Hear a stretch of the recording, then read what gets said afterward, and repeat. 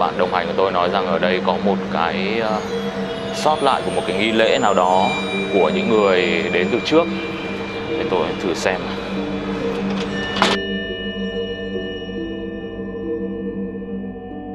Tiết Lợn à, chỉ cần một lần đi qua dưới câu chú này, người đó sẽ được thanh tịnh nghiệp chướng của 1000 kiếp quá khứ.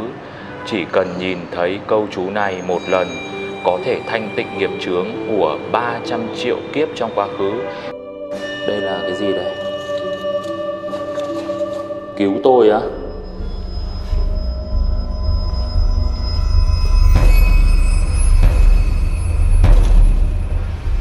Cứu tôi à? Liệu có ai đấy bị nhốt nhức ở đây không? Nó cũng dắt Tiết Lợn 4 góc nhà luôn không ạ? Đây này.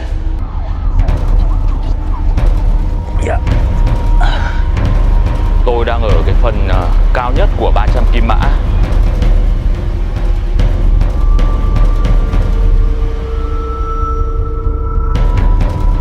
Cái này mà sơ suất một chút là đi luôn.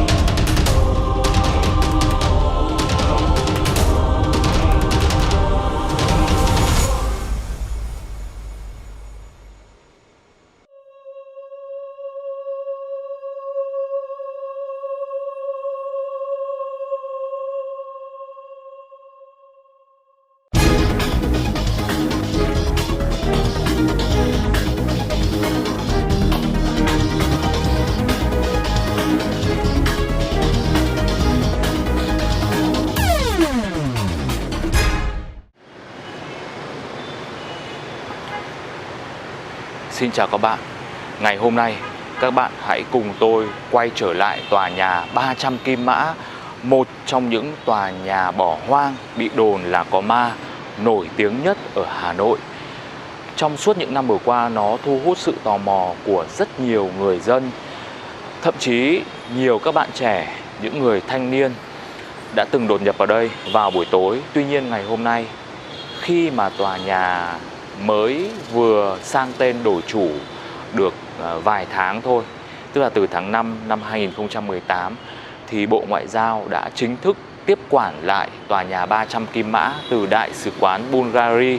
Vì vậy mà tôi mới có dịp vào đây vào buổi sáng như thế này để tìm hiểu thêm một lần nữa những bí ẩn, những căn phòng mà tôi đã bỏ lỡ vào dịp trước, cũng như là còn những cái điều gì tò mò thắc mắc.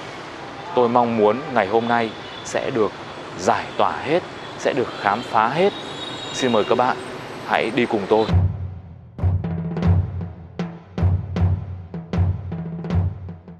Tôi đang đi vào tòa nhà 300 Kim Mã với một người bạn đồng hành mới. Ở đây thì mùi hương đang nồng nặc.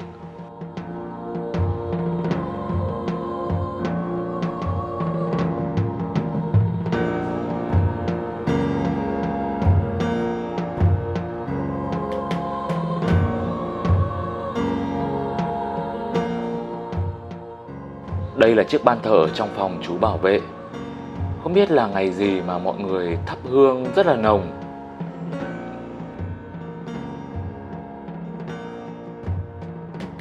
Lần thứ hai tôi tới đây, tuy nhiên thì khá là nhiều cảm xúc khác lạ. Dường như nó đã được dọn dẹp sạch sẽ để chờ đón một cái ngày bàn giao chính thức nào đó. Mà cái lễ đó thì cũng đã diễn ra rồi. Tôi nghĩ rằng là chỉ chờ đến cái ngày mà nó chính thức chuyển đổi công năng mà thôi. Chắc tất cả chúng ta đều đang rất tò mò không biết rằng tương lai của tòa nhà này sẽ như thế nào.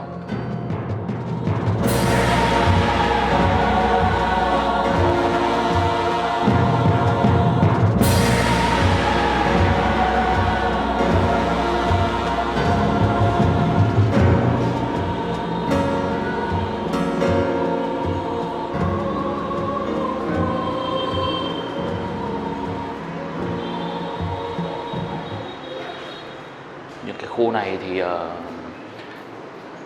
đợt trước tôi đi rồi, tôi vào hết những cái phòng này rồi. Cái nhà đối diện kia thì là chưa đi kìa.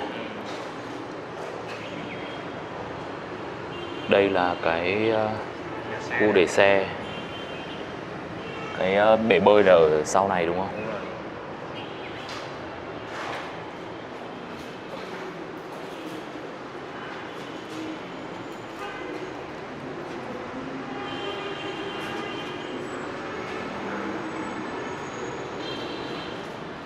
Cái phòng này nhỏ quá nhỉ?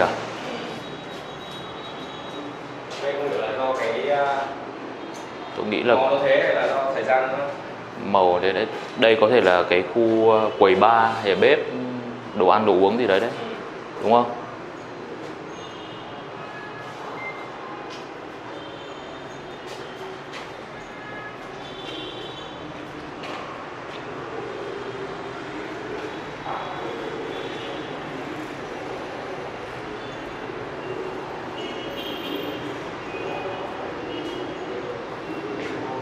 Chỉ có thể là lên tầng 2 nhỉ?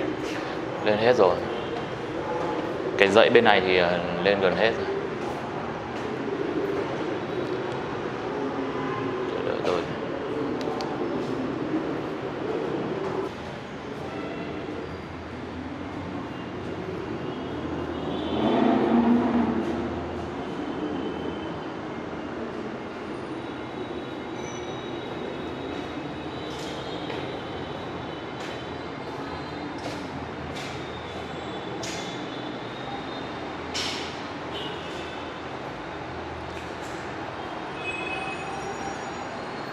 Đây chính là cái cửa sổ mà những cái người đi đường họ sẽ nhìn thấy. Cái cửa sổ này đã bị mất phần kính ở đây rồi. Bên này thì vẫn còn. Cửa sổ này là cái cửa sổ gây sợ hãi cho người đi đường, bởi vì trông nó rất là ma mị. Mà sự thực thì căn phòng này cũng ma mị thật. Tường bốc meo loang lổ.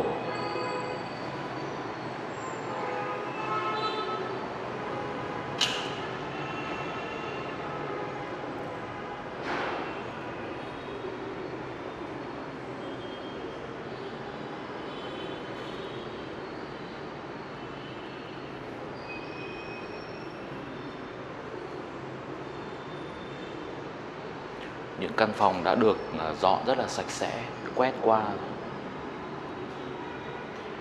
Nói chung là tầng 2 với tầng 3 thì giống hệt nhau.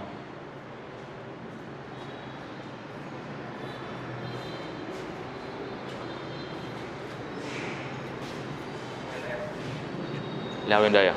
Leo. Leo. Ông giữ tôi nhé.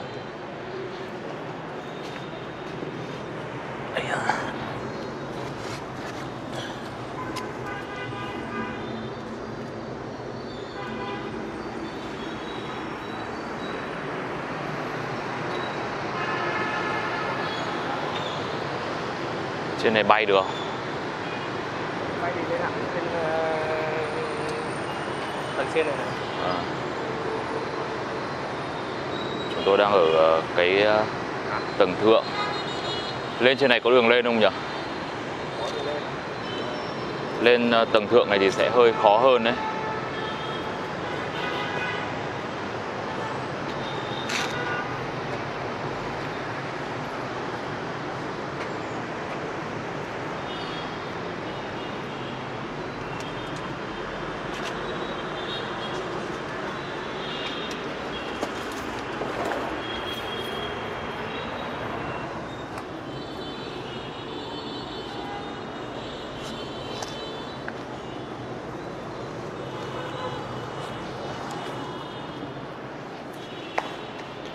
Sau đây có cái chữ gì này? Đây là những cái câu kinh đấy. Chỉ cần một lần đi qua dưới câu chú này, người đó sẽ được thanh tịnh nghiệp chướng của 1000 kiếp quá khứ. Chỉ cần nhìn thấy câu chú này một lần, có thể thanh tịnh nghiệp chướng của 300 triệu kiếp trong quá khứ. Cái này không biết là ai dán ở đây nhỉ? Ông nghĩ là mấy chú bảo vệ hay là người Bộ Ngoại giao hay là một ai đấy đột nhập vào đây họ dán vào. Dân tình ngoài họ đột nhập trái phép, bị vào xong là để tăng thêm cái sự gọi là ma mít huyền bí này kia người ta dán vào. Đây bây giờ tôi để ý thì dưới này cũng có một cái này, chắc là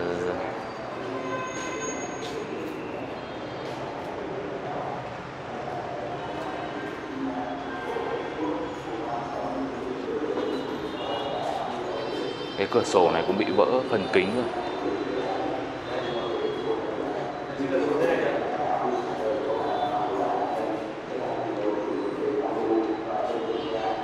Cái này là cũng là ra ngoài đây.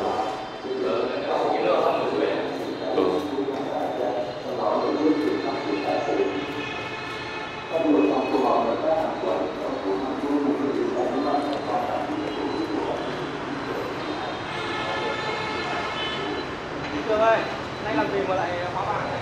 Đâu, các vị đến khảo sát, các vị thắp hương ấy. Bây giờ ra hóa luôn à? Thì các vị về, các vị dặn ông hóa cho cháu ấy. Thì mình cứ làm theo các vị thôi. Thôi thì theo cái gọi là cái tâm linh của các vị. Vâng, tức là tại sao các vị ấy là cũng tin vào tâm linh à? Nào tôi không biết đâu, các vị đến thì các vị bảo thắp hương hộ thì mình cứ thắp hương đi chứ. Thì mình cứ ở nhà thì mình không thắp hương khói, mình đi thì mình cũng đâu thế thôi chứ. Đúng rồi. Mình có mê tín đâu.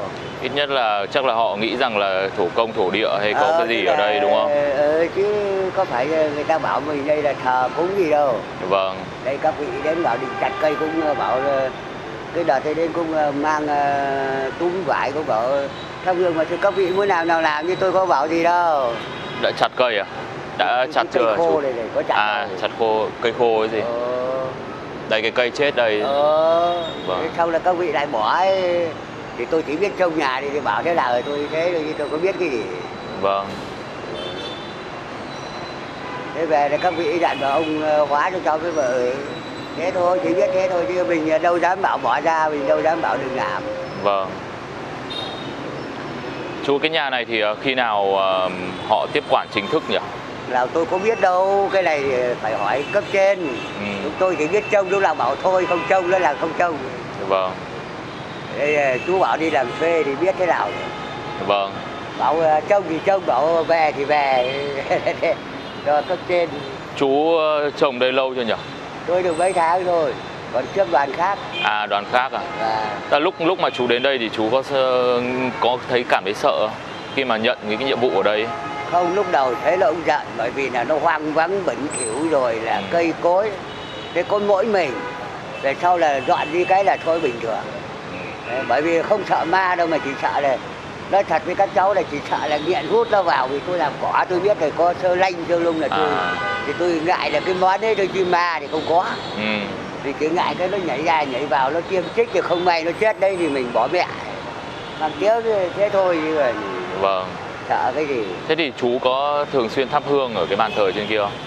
Tôi chỉ có là cũng có thắp hương nhưng mùng 1 không dám. Đấy là theo cái tâm linh của tôi.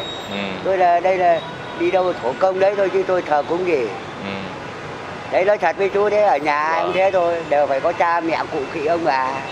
Thế đến đây thì phải có nhà nước rồi có thổ công ở đây ta gọi là khu vực. Thì mình theo chú nhất mình thắp nén nhang cho nó thơm nhà thơm cửa. Chứ còn đấy chú nhìn nhà này cũng bói cái gì đâu. Chỉ có hoa hét đi hương rồi là thắp thỉnh thoảng cho nó thơm nhà, bởi vì chúng tôi là bên nương. Nói thật đấy là kể cả không cúng dỗ gì nhưng mà mùng 1 hôm rằm chúng tôi hay thắp nén nhang cho nó thơm nhà thơm cửa. Vâng. Thế còn cái bảo bày ra linh tinh là chúng tôi không có. Cháu bảo này, thế cái nhiệm vụ của chú ở đây thì là hàng ngày rồi, theo chú là cái bảo vệ cái tòa nhà này thì cái khó khăn nhất mà chú nghĩ là cái gì? Là những cái người hiếu kỳ hay là nghiện hút hay là có một cái lý do gì khác khiến chú cảm thấy ngại không? Tôi chả ngại cái gì. Bởi vì là người ta không biết ta hỏi thì mình giải thích cho người ta ra. Người ta không hỏi nữa. Thế thôi chứ còn tôi nghĩ tôi chả có ngại cái gì cả. Có nhiều người đến đây để muốn vào đây tìm hiểu không chú? Từ lúc chú làm ở đây đến giờ? Nhiều. Nhiều à? Thế nhưng mà đều là không được vào, chỉ có hỏi qua là Tôi bảo là cái này là không có, mời các vị đi. Họ là tầm tuổi nào nhỉ? Nó nhiều cỡ. Nhiều cỡ. Chứ nó không cứ cỡ nào cả. Tôi đã bảo từ cái đứa biết tí đấy, nó còn hỏi ông cho cháu vào cho xem ma. Thế thì mình biết thế nào được. Và nó còn dắt đi, nó còn bảo cho cháu xem ma thì là mình có biết đâu. Thì bảo không có đâu con ạ, con đi về đi. Thế là chú cũng không cho vào? Không, ai cho vào. Cơ quan nhà nước đây thì ai cho vào. Vâng. Okay.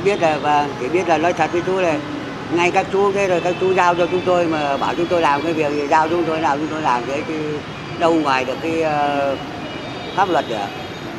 Đúng rồi.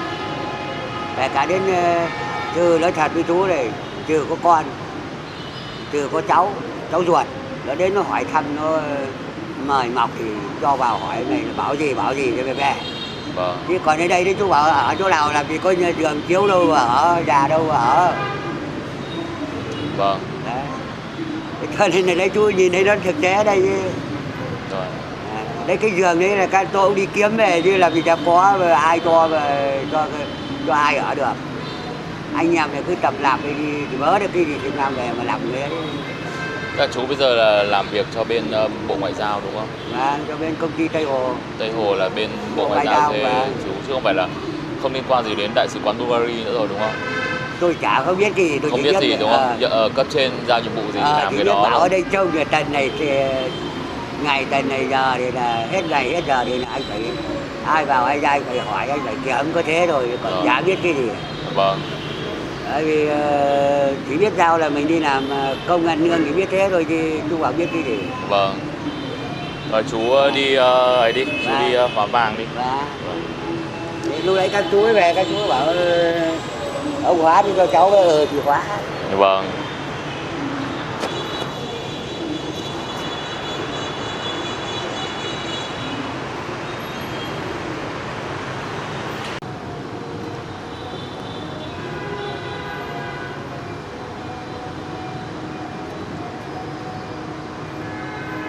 Đi tiếp đi. Rồi cho sang dãy bên này cho xem.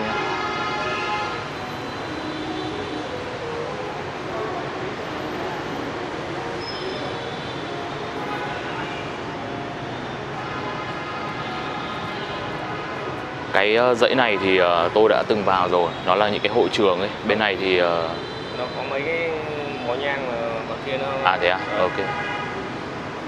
Đã có cậu bạn đồng hành của tôi nói rằng ở đây có một cái sót lại của một cái nghi lễ nào đó của những người đến từ trước. Để tôi thử xem. Đây à? Đây bó nhang đây.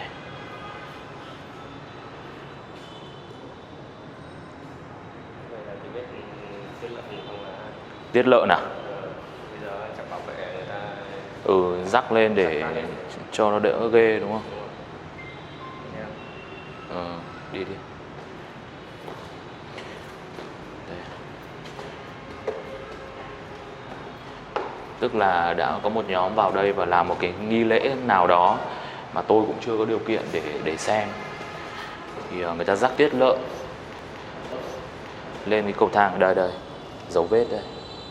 Cái này là mấy chú bảo vệ chưa phủ một cái lớp tro lên.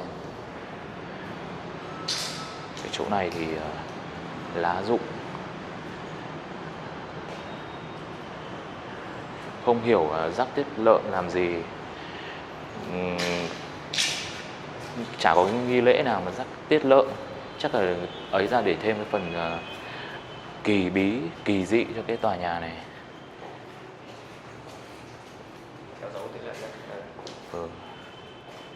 Đây.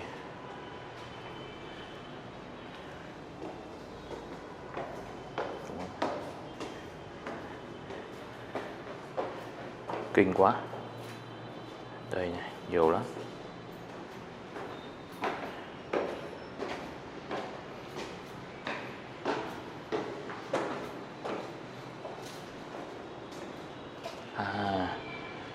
Đây một căn phòng. Theo dấu tiết lợn thì chúng tôi đã thấy những cây nến ở đây. Cây nến này còn chưa đốt cơ, chưa kịp đốt, mới chỉ là dựng lên thôi. Và có một đống tiết ở giữa này. Trên này thì những cái nến trên này thì đốt rồi, hương cũng đốt rồi.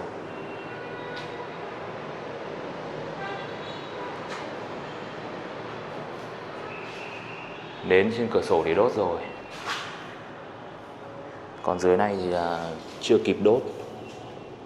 Đây, những cái bấc nó vẫn còn trắng sáng. Những cái chăn này là không biết là bọn nó mang vào để định ngủ ở đây à, hay là tự như nào đây. Chắc có một cái thử thách ở đấy. Nó cũng rắc tiết lợn 4 góc nhà luôn không ạ? Đây này. Sao không biết là tiết lợn hay là không phải là một cái khác?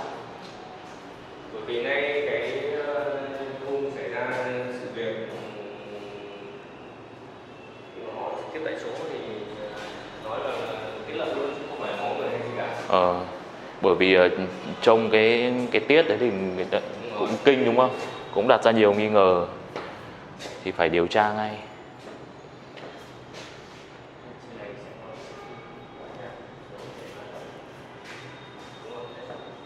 Này có cái để trèo lên cửa.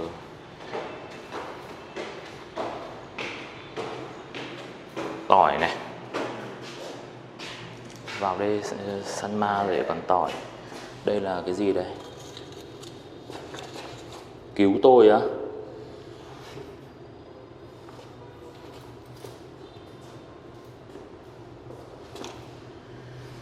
Cứu tôi à? Liệu có ai đấy bị nhốt nhức ở đây không?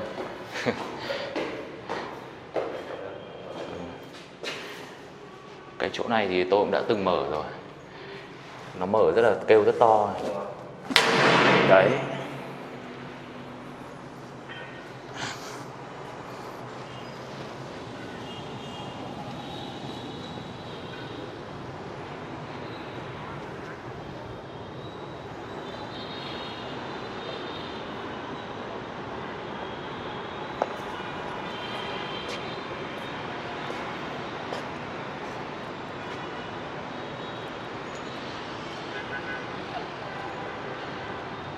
Ở đây có 3 cái ống thoát khí.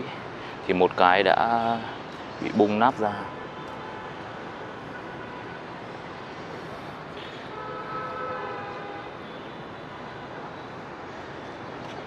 Cho bay ở đây nhỉ?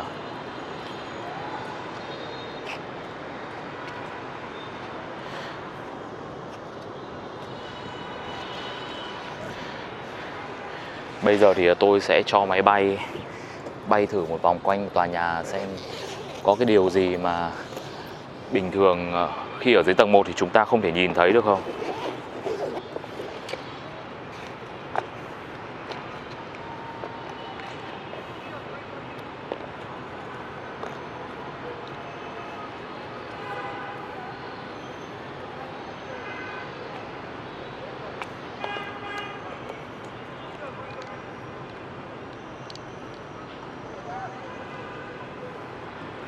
Bây giờ thì là 6 giờ kém, trời về chiều.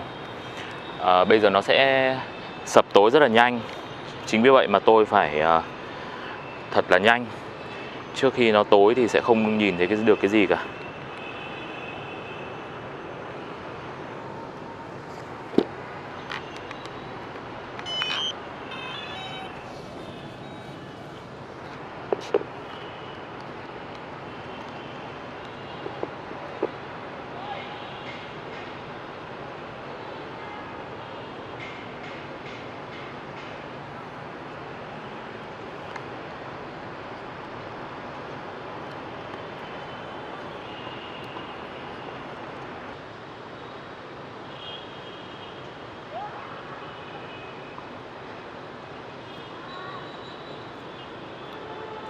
Drone sạc đầy pin chưa? Sạc đầy rồi nhưng mà hình như nó không cho bay. Không bay được à? Ở trong cái vùng cấm bay, không bay được. Mặc định luôn chứ không phải Mặc định luôn. Đây này, cannot take off.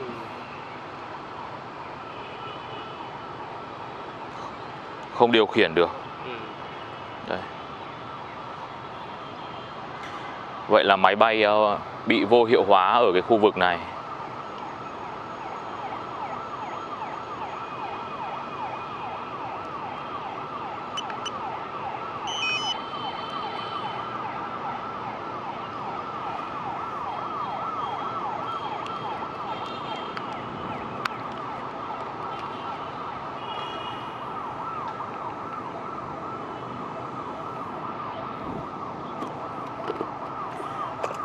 Thôi luôn đấy à?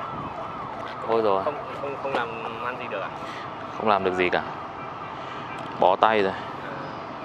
Thế chứng tỏ nó phải ấy sóng kiểu gì, phá sóng kiểu gì hay như nào chứ hả? Không, nó vì cái an ninh ấy thì là nó đã cập nhật vào cái phần mềm của cái máy này rồi. Là cứ trong cái vùng đấy là không bay được. Còn thực ra tôi nghĩ là cũng có cách để lách ấy, nhưng mà mình cũng chưa mày mò ở đấy.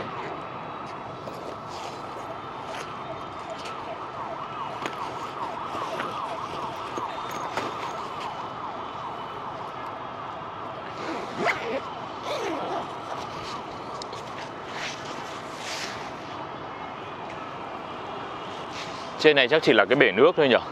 Tôi chưa lên đâu. Để tôi thử lên nhá.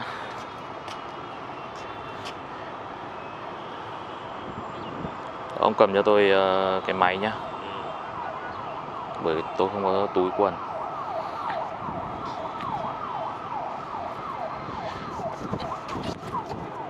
Yeah.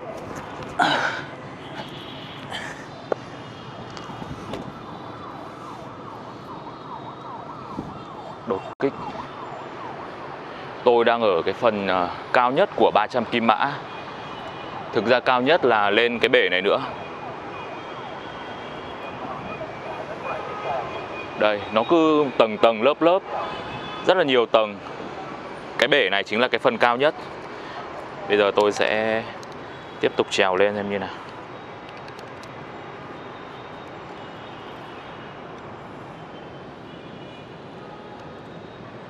Lên đây không? Thôi để tôi... Thôi ông đừng lên. Mặc cái quần đấy không lên được đâu.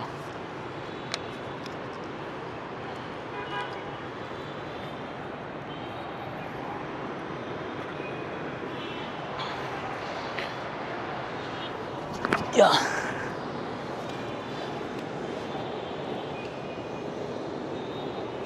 Đây là bể nước của tòa nhà 300 kim mã. Không có nước. Nó có một chút nước mưa dính ở dưới đáy thôi và rất nhiều những con loăng quăng.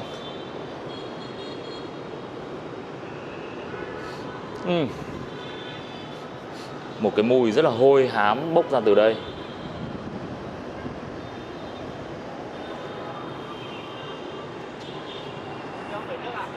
Bể nước. Có một chút dính đáy thôi.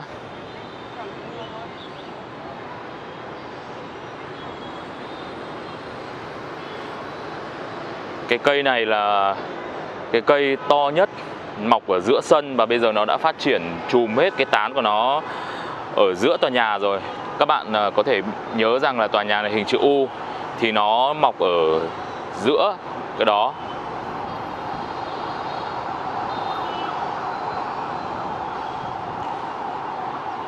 Không hiểu rằng là tương lai người ta sẽ làm gì với tòa nhà này. Bây giờ thì tôi sẽ đi xuống.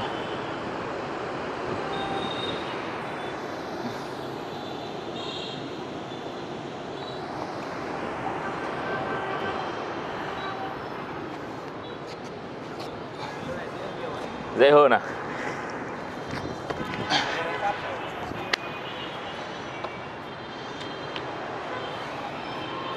Ông cứ đút điện thoại vào túi cũng được, bởi vì tôi không có túi để...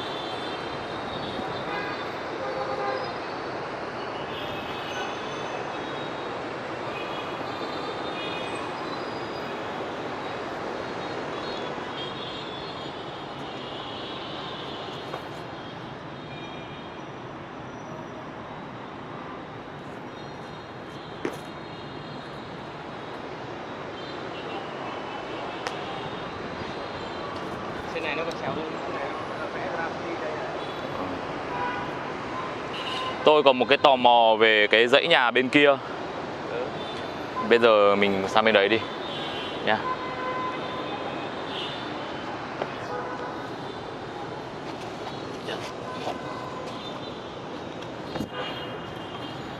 Cũng vì cái lời đồn thổi mà cái cây chết như kìa, có mấy tốp vào đánh hạ nhưng mà không ai dám làm cả.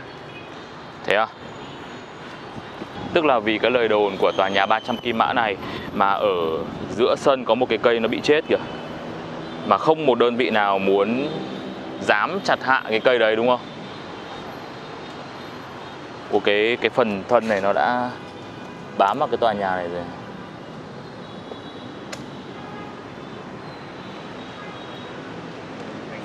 Khô rồi.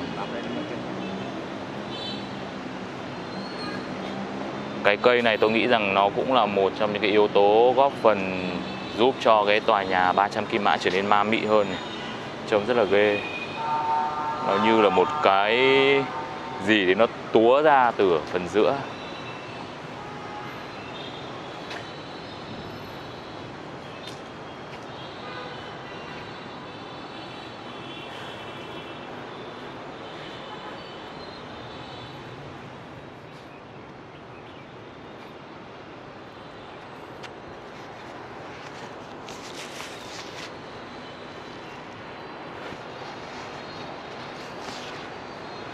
Bên kia chắc là nó cũng như này chứ nhỉ? Nó cũng như thế này.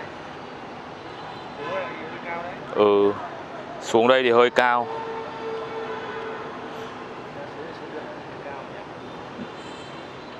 Đây thực ra là xuống đây được này. Ừ. Đây ông cầm vào tôi nhé.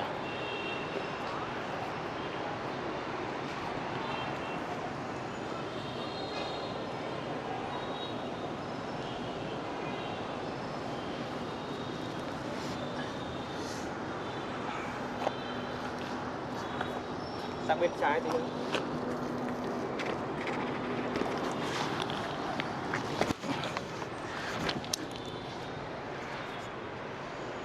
Xuống được không?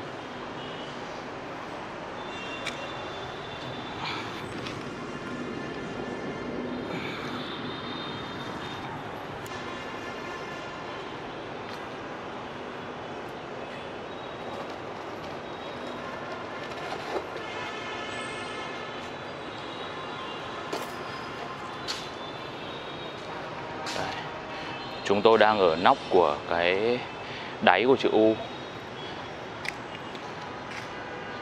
Ở bên kia thì cũng có một cái cửa như thế. Nhưng bây giờ làm sao mà lên được đây? Cái này thì hơi khó để lên hơn một tí. Nó không có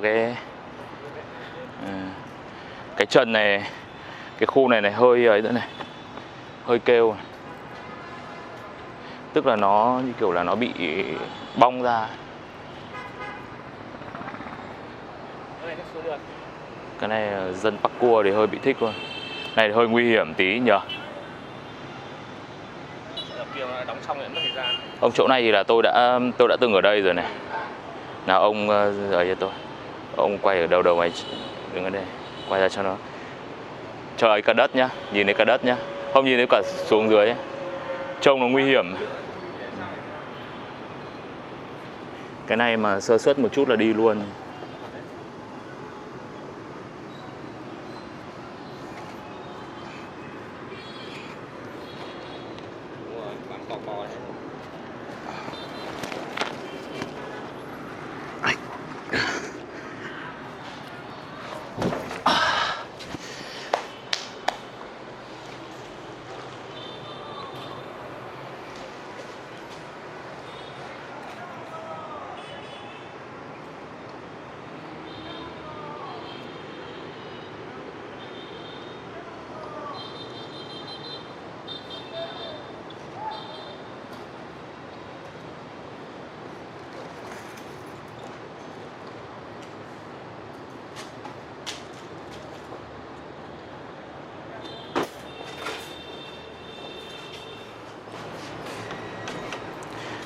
Cửa này không mở được, bắt buộc phải đi đường cửa sổ. Ông vào trước đi.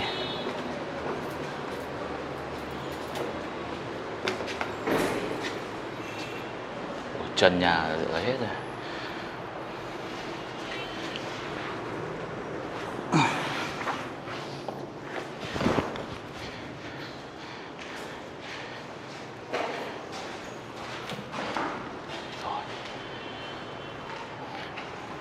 Có cần phải lấy đèn của tôi không? Tôi có đèn.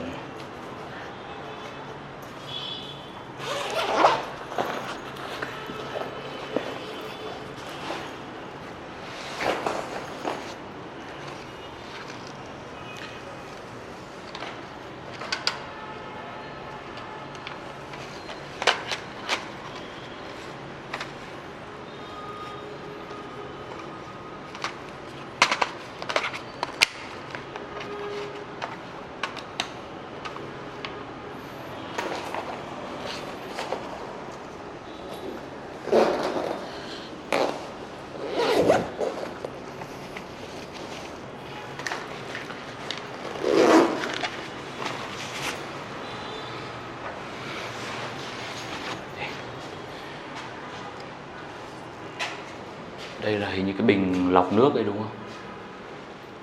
Bình nóng lạnh này, dưới là lọc nước này. Mà xịn nhỉ. Ngày xưa làm gì có chuyện nghĩ đến. Mở được. Vẫn rất nhiều cửa không thể mở được. Bồn tắm. Cái bên này có vẻ nó nguyên vẹn hơn bên kia.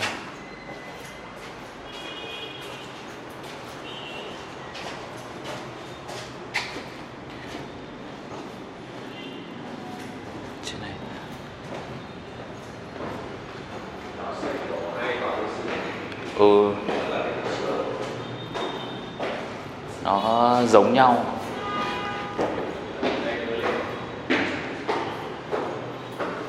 Đây chắc là dây điện đi âm trong tường này. Hệ thống.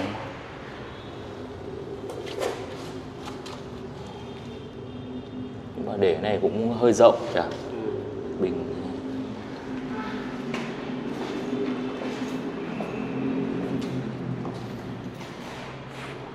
Phòng này kín quá nhỉ.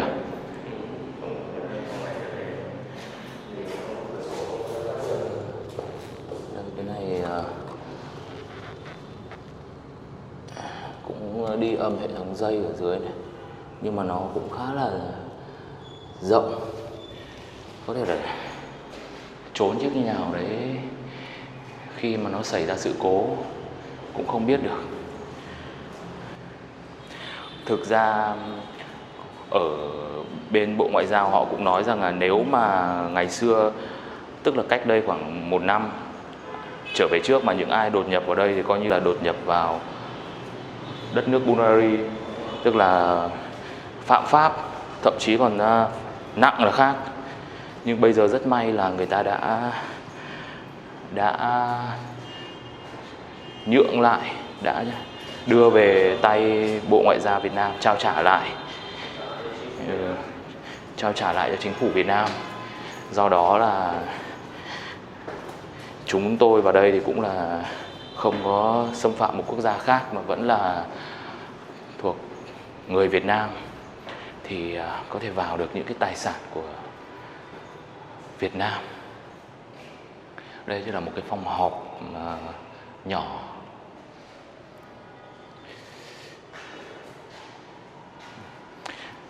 Mấy cái phòng mà nó có cái bình thí nghiệm các thứ. Ông đã từng vào cái phòng ấy chưa?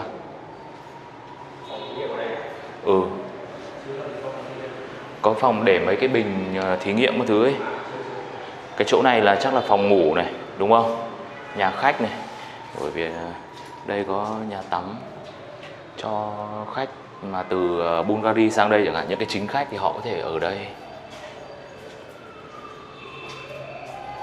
Đây tôi thấy có cái tủ gì to.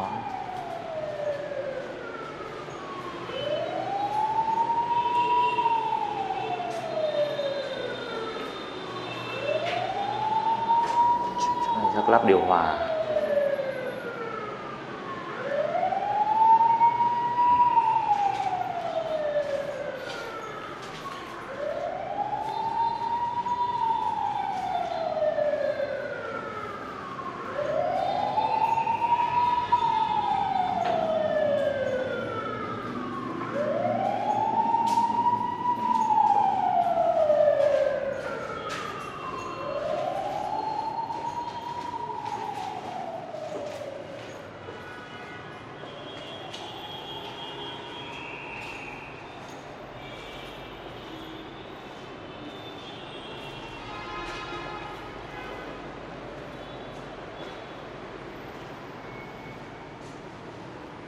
Chỗ này như mê cung.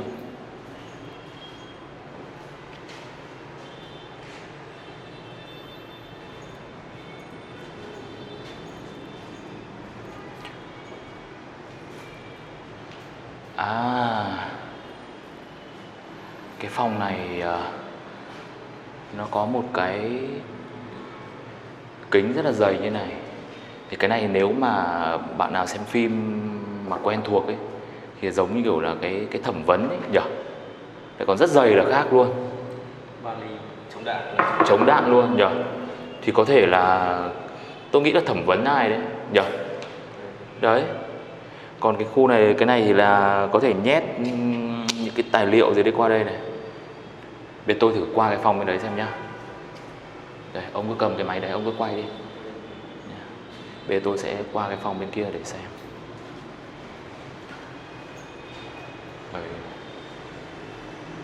Đấy. Có thể nhìn thấy nhau này.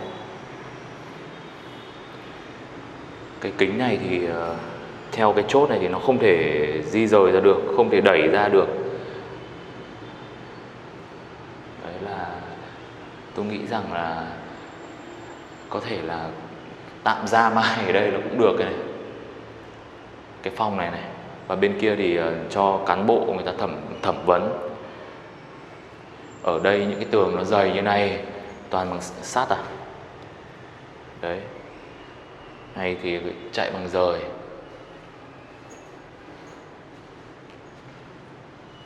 Đi.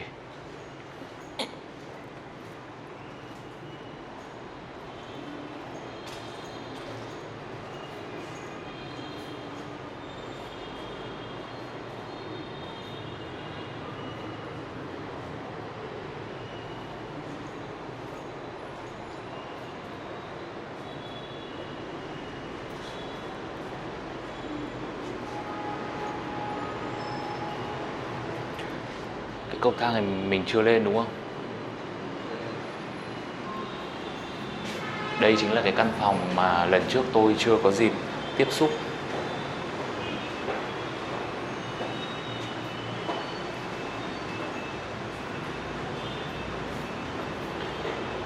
Cái cánh chữ U bên này. Đây có rất nhiều cửa nhưng mà bị đóng này.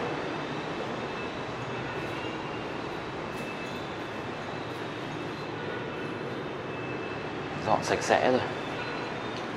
Đây có mở được.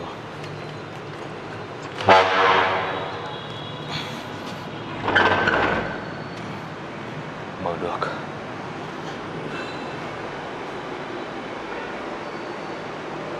Đây có thể là ngày xưa người ta nuôi gà. Có gạo này, gạo và mì tôm này.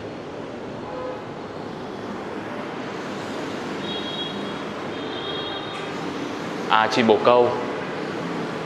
Nhìn thấy chim bồ câu đây rồi.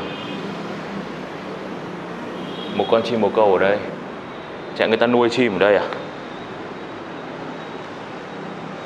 Hoặc là tôi nghĩ rằng là vô tình những cánh cửa đây nó mở thì chim nó đến nó ở ấy.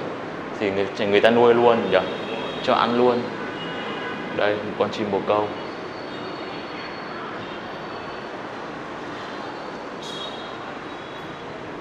Tự nhiên những cái tủ này lại thành cái nơi lý tưởng để chim nó ở. Rồi tôi sẽ tranh thủ qua phòng khác.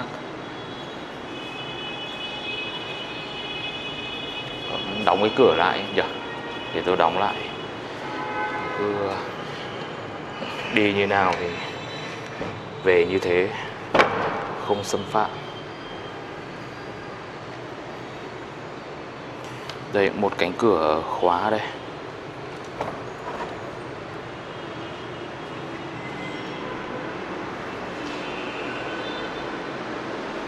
Trong này lại có một cái cửa khác.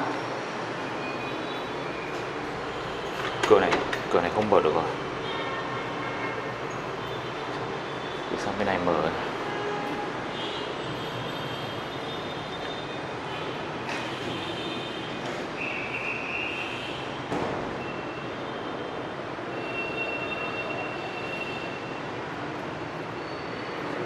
Đây, thông vào nhau.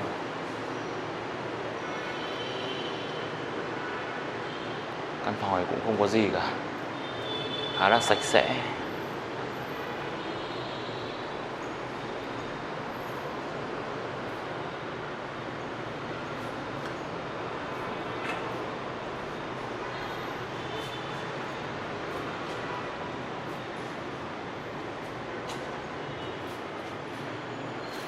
Bây giờ là Hà Nội đang vào thu, trời cũng khá là mát, nhưng mà đi này công nhận trong này nóng thật, mồ hôi bắt đầu nó túa ra.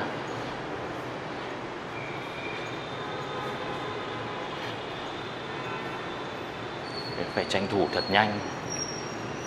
Lên tiếp đây. Đây là tổ cái con mối hay con gì, làm thành một cái sợi dây luôn.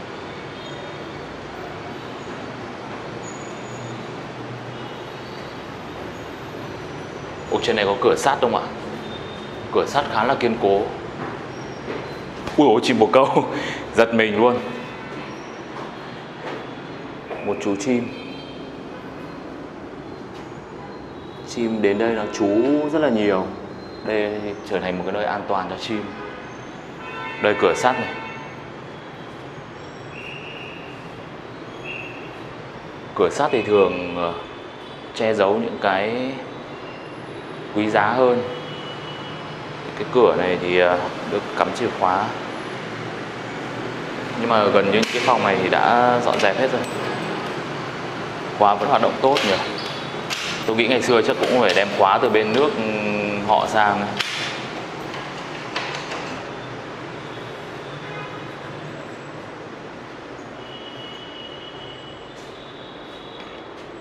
Bên này thì khá là còn nguyên hơn bên kia, sạch sẽ và trông mới hơn.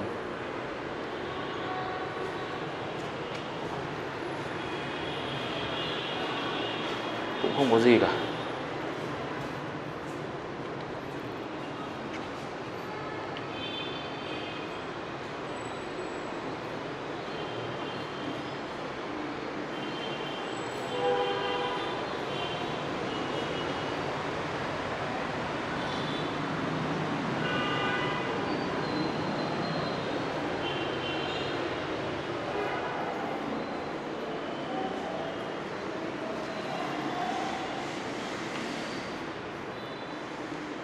Đây toàn cửa sắt này.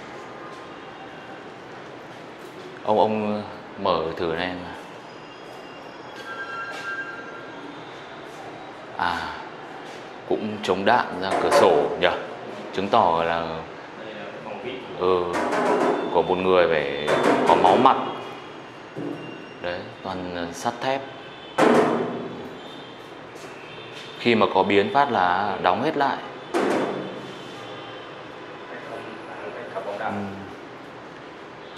Cái tường này nó đã ấy rồi, đấy, khủng rồi. Đây này cũng toàn là đây. Ui, nặng lắm, nặng cực luôn. Đều là che hết cửa sổ đi. Ở đây lại có một cái phòng con này. Cái này bằng gỗ, như kiểu một cái bốt đấy. Cái này là có thể là liên lạc về nước họ hoặc là như nào đấy nhỉ? Cái này không hiểu là mới như là từ xưa rồi. Nếu mà từ xưa rồi thì chứng tỏ cái gỗ này nó rất là tốt nhỉ? Đây cũng là gỗ ép thôi đúng không? Nếu mà ngày xưa thì cũng chỉ có chuyển ở bên nước họ về thôi. Đây cái này cũng là một cái thông gió riêng này, để khi mà ấy kín hết thì vẫn còn thở được. Là cái thông gió ở trên đỉnh đầu ấy. Trên trần nhà mà chúng tôi, trên nóc nhà chúng tôi đã nhìn thấy những cái thông gió, thì chứng tỏ rằng là nó đã thông vào những cái khu VIP này.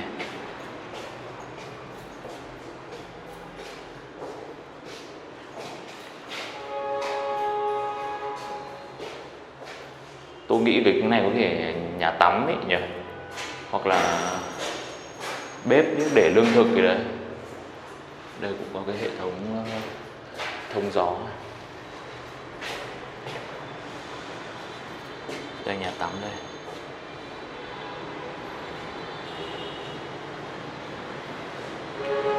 Còn một tầng nữa cơ. Đây cũng đang là tầng 3 rồi.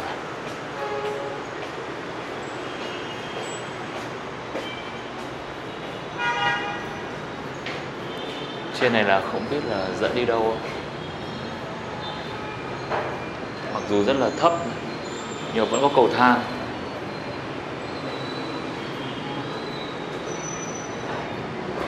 Trên này chắc để hệ thống dây dợ. Đây là không đứng được luôn. Đến đây là phải cúi, phải ngồi này. Dây điện, điện âm.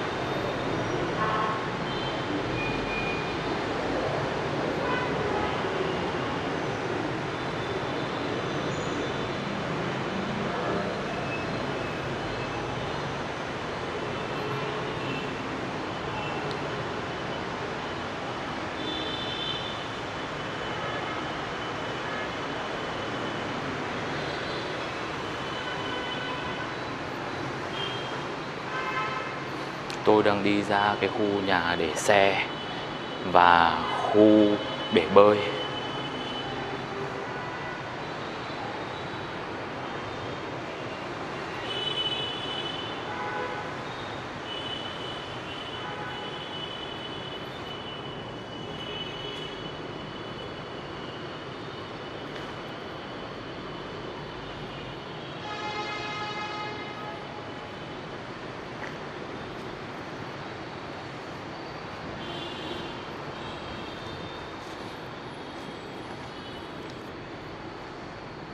Ôi giời, đây có cá nhưng mà nó cũng chết rồi.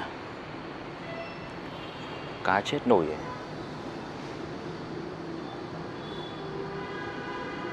Từ những con cá chết này thì bị những cái con cá còn sống nó rỉa. Tôi còn nhìn thấy những con cá sống nó rỉa xong. Nói chung là vì cái tòa nhà này để hoang đã lâu nên nó khá là âm u và tất nhiên nhiều âm khí. Đây có một buồng chuối.